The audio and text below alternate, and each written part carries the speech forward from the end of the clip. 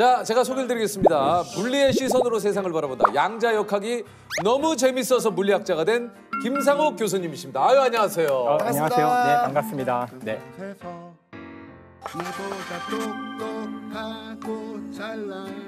소개 직접 해주시죠. 지금 경희대학교 물리학과에서 학생들을 가르치고 있는 다정한 물리학자 김상욱입니다. 최근에 아까 얘기 들었습니다. 이제 맥주 광고를 찍으셨어요. 그죠? 지렛대의 원리를 극대화할 수 있는 물리값을 계산한 끝에 리얼 사운드를 극대화시키는 최적의 길이를 찾아냈습니다.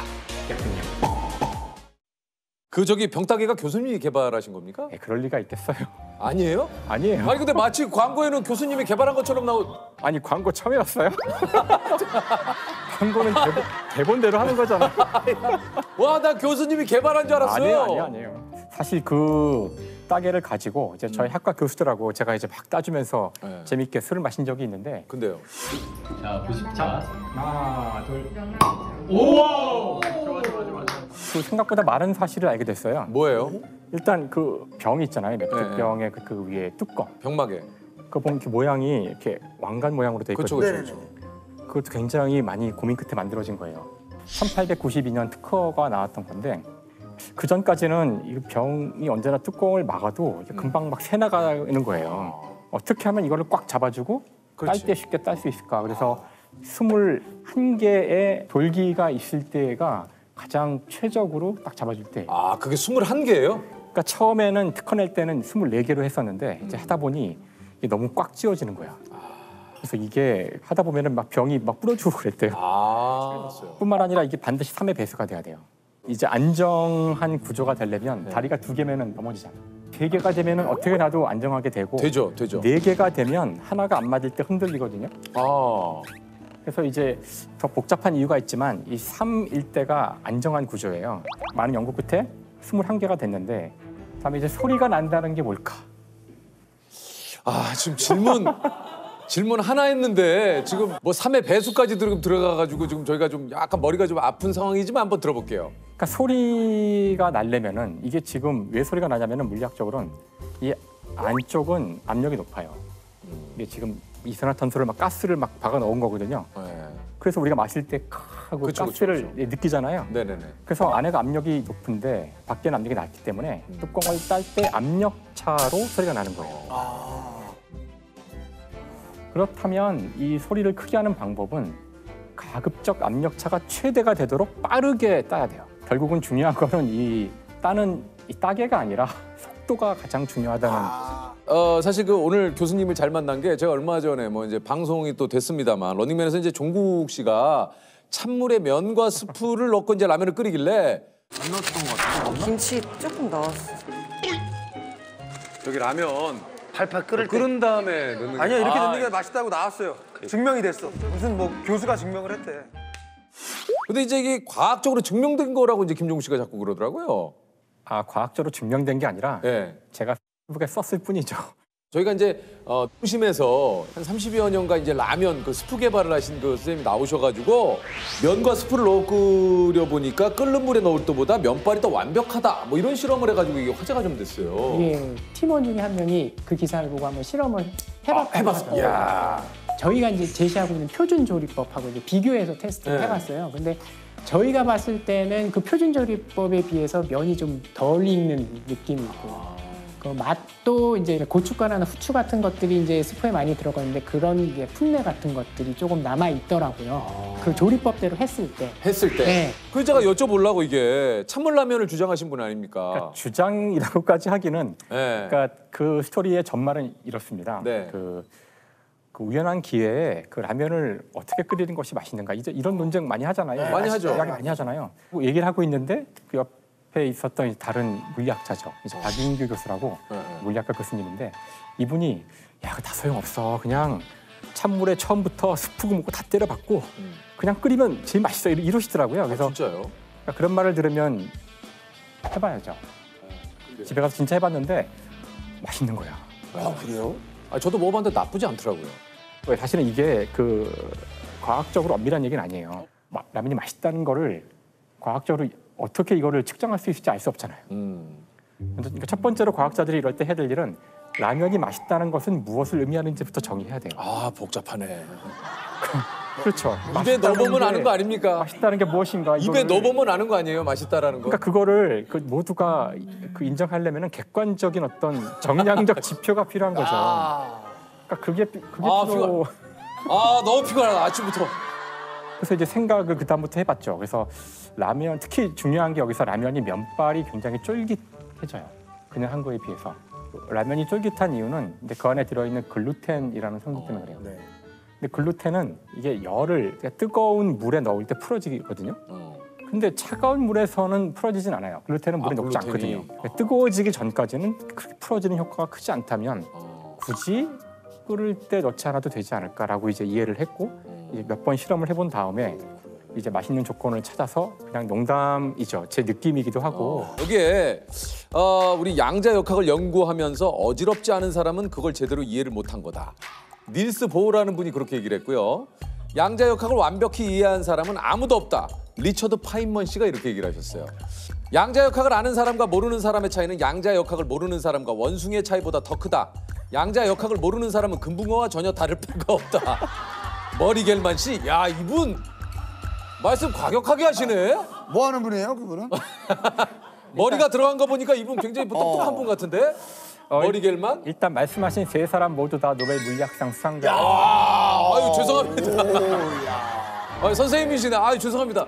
네 오늘 제가 오늘 오랜만에 이렇게 학문적으로 뭔가 이게 궁금한가 호기심이 굉장히 좀 폭발하는 인생에 이런 시기가 많이 없거든요. 오늘은 좀 시청자 여러분 우리 자기님들 좀 이해를 해주십시오. 오늘 그 양자역학하고 멱살 한번 잡고 이 녀석들 한번 제가 한번 제대로 한번 훅 좀 한번 날려보겠습니다. 잠깐만 기다려주세요. 이 자식들 이거 네. 양자역학 자식들 이거 양자역학이 뭡니까 도대체? 원하시는 대로 할 수 있거든요. 그러니까 1분 버전, 3분 버전, 5분 버전, 10분 버전. 일단 1분 버전으로 해주세요. 10초 버전은 없죠. 10초 버전. 1분 버전으로 한다면 세상 모든 것은 원자로 돼 있어요. 더 이상 쪼갤 수 없는 작은 단위. 사람 그렇죠. 몸도 원자로 돼 있고 책상도 원자로 돼 있고 네. 태양도 원자로 돼 있고 별도 원자로 다 돼 있거든요. 이 원자라는 것들은 작은 쪼개지지 않는 알갱이인데 그렇죠. 네, 이것들의 움직임과 변화는 우리가 주변에서 보고 있는 자동차나 무슨 이런 공이나 이런 것들이 움직이고 변화하는 것과 굉장히 다른 방식으로 변화하고 움직여요. 네. 바로 그 변화와 움직임을 설명하는 이론이 양자역학입니다. 야 모르겠는데 일단 그러면은 이분 됐나요? 다음 거를 클릭해 볼게요. 자 다음 걸 클릭했어요. 1분으로는 이해가 안 돼. 아, 네, 그럼 삼분. 벌써 1분을 설명했기 때문에 네네네. 상당히 쉬워졌는데 아, 좋아요, 좋아요. 그러면 그 원자는 다르다고 했는데 도대체 무엇이 다른가? 그러니까. 네. 자, 일반적인 이런 물체들은 그 물체의 위치를 정확히 기술할 수 있어요. 예를 들어 지금 재석 씨는 여기 있잖아요. 있죠. 위치를 알 수 있어요. 저로부터 옆으로 뭐 한 1m 떨어진 위치에 있다. 하지만 양자역학의 대상이 되는 원자와 같은 것들은 위치를 정확히 알 수가 없어요. 정확히 왜요? 알 수가 없고 뭐 그렇다고 위치를 알 수 없는 거냐? 그건 아니에요. 보면 위치를 알 수는 있지만 보지 않으면 위치에 대한 어떤 정보도 알 수 없고 내가 봤더니 여기 앉아 계시잖아요? 그럼 내가 보기 전에 어디 있었을까? 여기 있었겠지? 아니에요. 뭐 하는 거예요? 이럴 줄 아 알았어. 잠깐만. 네. 1분을 클릭해서 봤는데 모르겠어서 3분을 봤는데 더 모르겠는데. 사실 3분이 아니라 이제 시간이 길어질수록 더 모르게 돼요. 아 진짜요? 양자역학이 뭔데 그렇게 어렵습니까? 그러니까 양자역학이 어려운 이유는 우리가 이미 알고 있는 경험으로 설명할 수가 없어요. 지금 내가 본 것은 본 그대로이다. 이런 것들이 보장이 안 돼요, 여기서는. 양자역학은요. 그래서 인간이 갖고 있는 모든 기본적인 어떤 개념이나 인간의 언어 이런 것들이 양자역학에서 무용지물이 돼서 어렵거든요. 그러니까 사실 양자역학은 이해하는 게 아니라 어느 시점이 되면 받아들이는 거예요. 저는 교수님 약간 이제 받아들이기 시작을 했어요. 뭘 받아들여? 양자역학은 그녀의 마음과 같다. 알고 싶다고 해서 알 수 꼴까 없고 떨고 왔잖아 진짜. 그냥 아니야, 있는 정말. 그대로 받아들여야지. 자꾸 내가 뭔가 알려고 하면 할수록 멀어진다. 그냥 양자역학이 존재하는 그대로를 받아들여라. 저 친구는 지금 빨리 수업 끝나고 나가려고. 자, 이제 네. 퀴즈를 드리겠습니다. 퀴즈? 아니요? 그러니까 예를 들어주세요. 우리 주변에 양자역학이 뭔지. 만약에 양자역학이 없었다면 우리 주변에서 사라질 것들 그걸 얘기해 주세요. 그걸 얘기를 해볼게요. 뭐가 사라져요? 우선 먼저 불 다 끄셔야 돼요. 첫 왜요? 번째. 이거 다 양자역학으로 작동하는 거거든요. 원자로.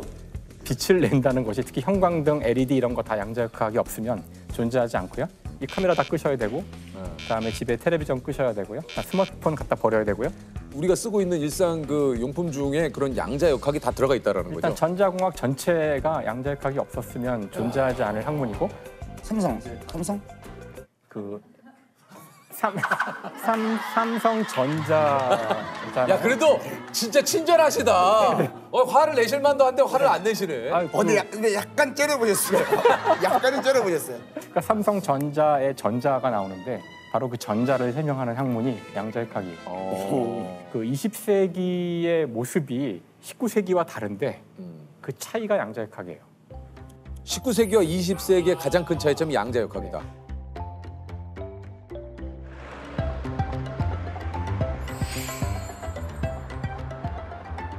물은 사실 그 생명의 물질이에요. 생명이 있는 곳에는 반드시 물이 있죠. 물이 있어야 되고 물은 모든 것을 녹일 수 있는 아주 중요한 용매거든요. 그래서 사실 그 재석 씨는 어느 곳에 가서나 무엇인지 녹일 수 있고 아유. 또 생명이 있다면 반드시 있어야 되는 그런 존재라서 제가 물을 선물로. 교수님 고맙습니다. 이것도 이게 굉장히 또 이게 소중해지네. 뭔가 느낌이.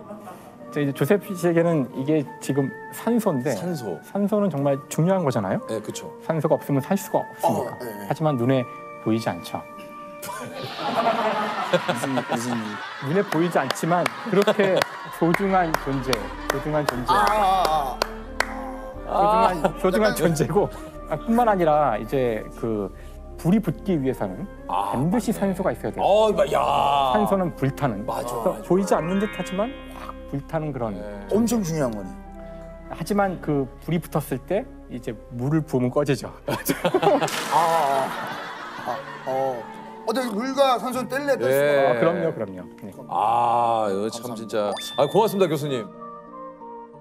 아니 교수님이 물리학을 공부하시면서 이제 죽음에 대한 생각이 좀 바뀌셨다고 해요.